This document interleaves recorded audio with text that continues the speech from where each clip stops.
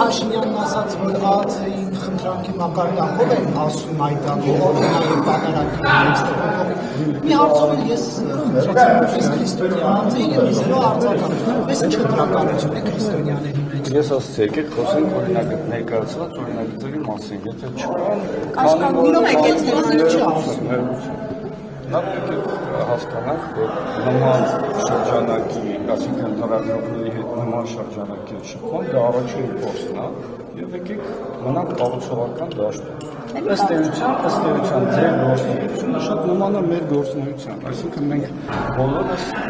կներեք, բայց ոչ մեկ։ Բայց ես ձեզ չէի ընդհանրում, մենք բոլորս անում ենք մեր աշխատանքը եւ տեղեկատվություն ենք հավաքում, հավաքագրում տեղեկատվություն, որը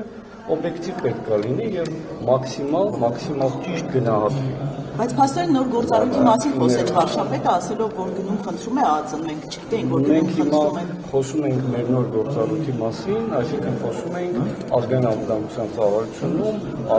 արտաքին հակահեղափոխության։ Եթե դրա շրջանակում Կներեք, մի հարց էլի, դուք քանի որ ոնց հասկացա օրենսդրական եւ իրավական մասն եք նաեւ համակարգում։ Ճիշտ է, դուք ներկայացնում եք նախ ո՞րն է ձեր Դե դա փակտ է կապ։ Շատ լավ։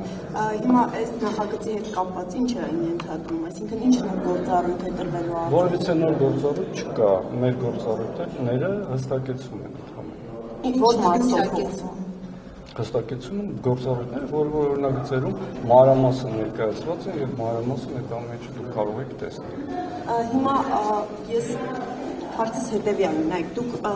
ես որպես գործառույթ եմ հարցնում ձեր կարծիքը։ ԱԱՑ-ն ունի գործառույթ հայ առաքելական եկեղեցու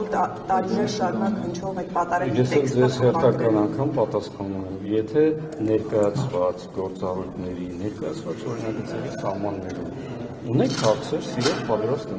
Չունենք, այդ պատարագի Իսկ այս հարցին ինչու չեք ուզում արձագանքել։